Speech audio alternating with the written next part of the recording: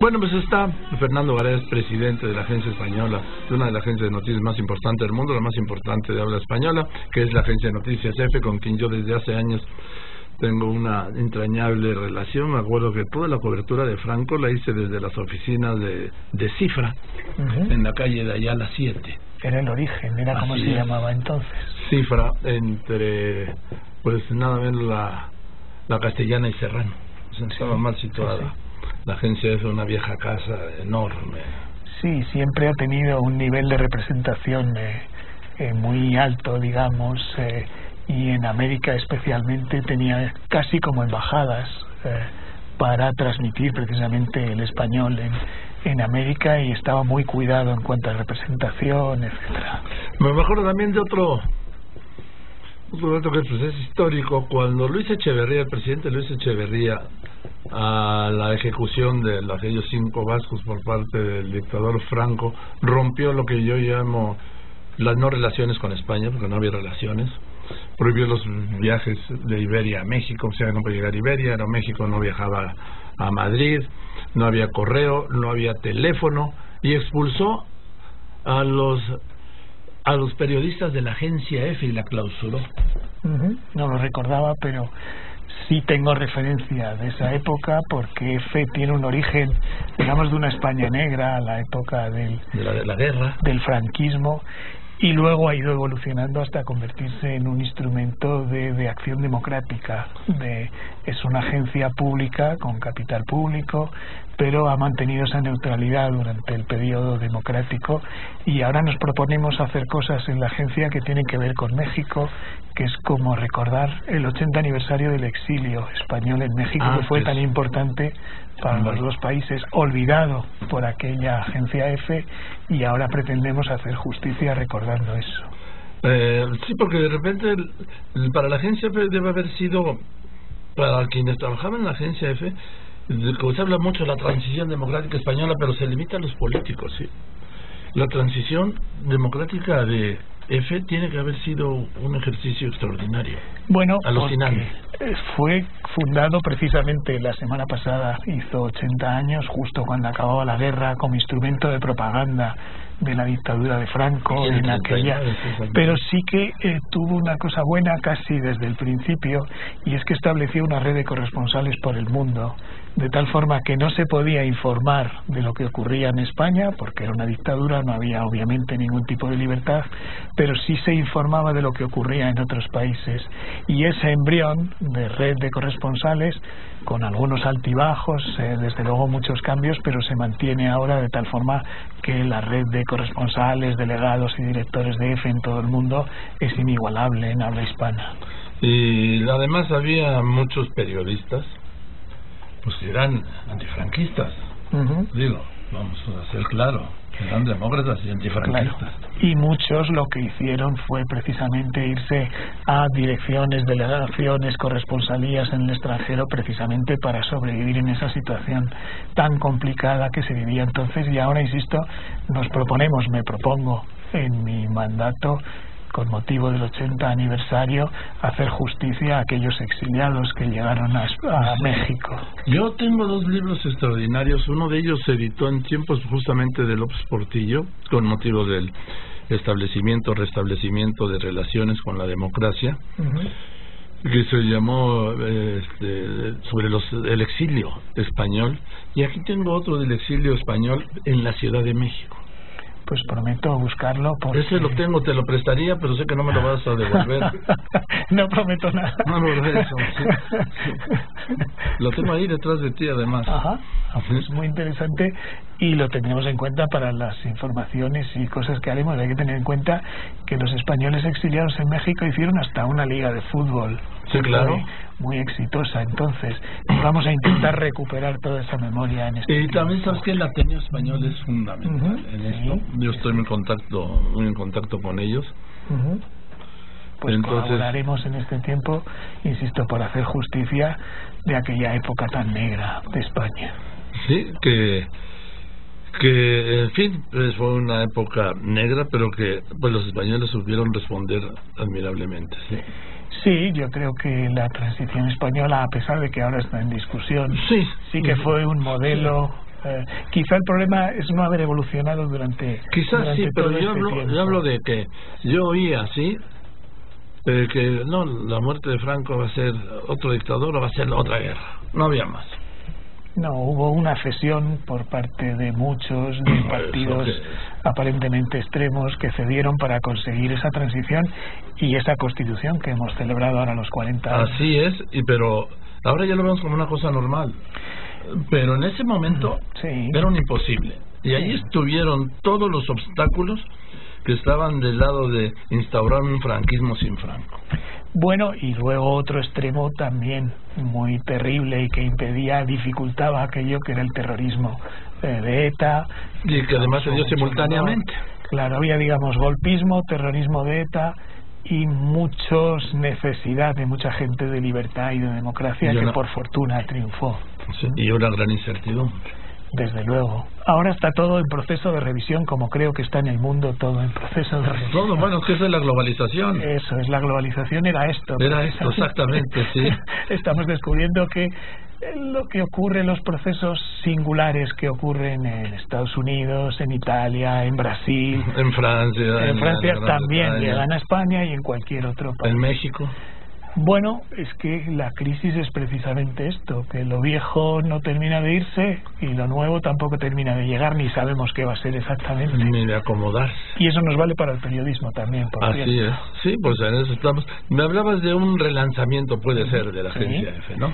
Sí, estos días hemos reunido en México, en Ciudad de México, durante 4 días a todos los directores de América, de la agencia, una veintena, precisamente para ver cuáles son los procesos que tenemos que cambiar, qué contenidos son necesarios, manteniendo el espíritu de rigor de la agencia para impulsarla y relanzarla, porque EFE tiene una labor que cumplir en América.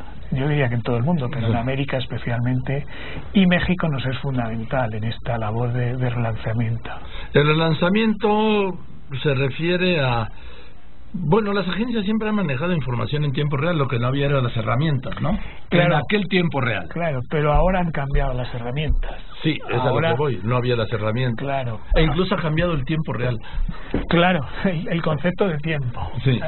Antes, por ejemplo, yo que he trabajado mucho tiempo en prensa escrita, se esperaba el día siguiente para dar una noticia y ahora no se puede esperar ni un segundo.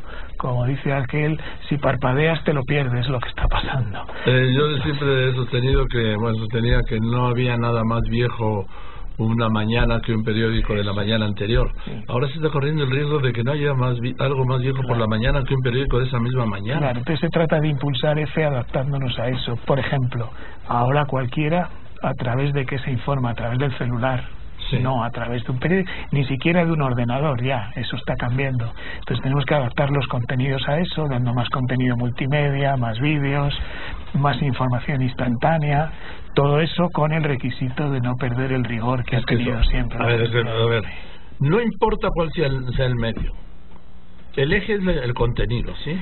Bueno, es que una de las cosas que yo que soy más veterano tenemos que tener en cuenta es que podemos cambiar los procesos por el cual se da la información, podemos cambiar las herramientas, pero hay que mantener el periodismo, hay que mantener aquello de las 3 fuentes, hay que mantener lo de las 3 W, hay que mantener el rigor, en definitiva. Yo estoy convencido de eso, sí, es para mí la regla de oro.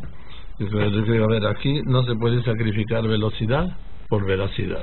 Eso es. Yo les digo a todos los reporteros, tienes que confirmar, como yo hago, confirmar, y una vez lo tengo reconfirmado, volverlo a confirmar. Eso es. Y luego ya veremos de qué manera se transmite eso, a través de qué herramienta, pero primero hagamos periodismo. Yo tenía un jefe hace muchos años que decía, en caso de duda, hacer periodismo.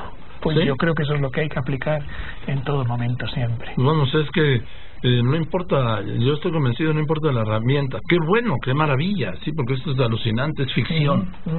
Sí, a ver, yo cuando empecé a ver Telex y Teletipo. Sí, máquinas de escribir, yo cuando eran las redacciones aquellas tan ruidosas. Claro.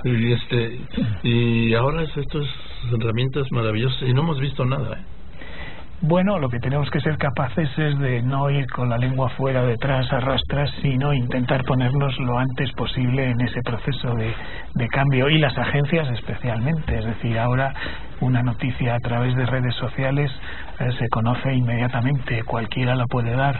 Lo que se trata es de darle veracidad a través de, en nuestro caso, de la agencia EFE. En las redacciones siempre se dice aquello de es así porque lo ha dado EFE. Bueno, pues eso es la frase. Cuando yo he asumido el cargo me he puesto al frente de mi mandato para saber que eso lo tengo que mantener y no puedo sacrificarlo en ningún caso. Ahora, excitante México, ¿no? Bueno, estoy hablando con Fernando Garea, presidente de la Agencia Española de Noticias EFE. Que estoy encantado, que por cierto no he dicho nada al principio. Bueno, México está en una situación que para los periodistas es apasionante. Excitante. Nada es peor para los periodistas que el aburrimiento. Y está en este proceso del cambio del que hablábamos, globalizado. Hay un gobierno nuevo, con unas expectativas que para unos serán de esperanza y para otros no, pero en todo caso es un camino que está por recorrer y que no sabemos. Pues por ejemplo me entero estos días que el presidente da ruedas de prensa todos los días. Todas las mañanas, a las 7 de la mañana está depurando el periodismo, ¿sí? Me parece un ejercicio increíble al que hay que adaptarse y que es muy difícil y lo que no sé es lo que va a poder aguantar. Y lleva 47 días hoy. 47 días. 47 días, 47 ruedas de prensa. Porque a veces los domingos no las hace, ¿verdad? Digo, sí. No, pero luego el sábado sí. Me parece increíble. En España a veces tenemos la polémica sobre si los presidentes hablan poco ante la prensa, comparecen poco, están meses sin comparecer, pero desde luego esto me parece un extremo. Esto es un ejercicio único en el mundo. Sí, bueno. Bueno, en algún momento algunos presidentes en Cuba o en Venezuela. Sí, pero daban, en ruedas de prensa. Sí, daban unos rollos, interminables todos los días. Esto me parece que es una exposición muy arriesgada por su parte. Sí, claro, porque además él se ha convertido en su propio vocero. Claro, por eso me parece arriesgado y es él el que se pone delante de pantalla y el que asume los errores si los hay o los aciertos, lo cual me parece una novedad muy interesante desde el punto de vista de la comunicación y del periodismo. Sí, y además eso es lo suyo, insisto. Yo creo que el trabajo más fácil del mundo es ser vocero de López Obrador, porque el vocero de López Obrador es López Obrador. Claro. Sí. Y a los periodistas les obliga a madrugar cada día. Sí, todos los días. Y además, fíjate, tiene una gran transmisión en redes, incluso en cadenas en radio, de la conferencia en vivo. Yo no sé, porque también ahora hay mucha tensión en estas conferencias por el tema del combustible y el robo del combustible, la escasez de gasolina, el desabasto, ¿sí? Y que además hay distintas versiones en función de los estados mexicanos, ¿no? Sí, claro. Unos son productores, otros no, eso influye o no influye. Unos tienen gasolina y otros claro, no. Por eso me parece que el mensaje no puede ser el mismo y me parece, a mí que me gusta la comunicación política, siempre me he dedicado a la información política, me parece una novedad notable que está dentro de muchas novedades que se están produciendo en el mundo de la comunicación política. La política ya no es como era antes. No. Los partidos y los políticos se comunican con los ciudadanos de otra manera distinta. Los partidos parece que están en vías de extinción. Bueno, por lo menos. Bueno, en España desde luego ha habido una revisión de los partidos tradicionales que se han ido intercambiando en el gobierno. De repente han surgido partidos nuevos, algunos han quedado, otros han pasado, pero estamos en un proceso de revisión de esos partidos. Bueno, aquí los partidos que eran llamados grandes, ahora son pequeñísimos, minúsculos. Claro, por eso digo que está todo en revisión y yo creo que para los periodistas eso nos sirve para cambiar el chip de la forma en la que tenemos que analizar los acontecimientos políticos. No valen las mismas reglas ni los mismos estándares. Lo acabo de publicar hace unos días, que para entender a López Obrador no se puede aplicar las métricas anteriores, ¿sí? Ni métricas, ni esquemas, ni el pensamiento mismo. Pues yo me permito ampliarlo a toda la política en general en muchos países. En España ocurre eso también.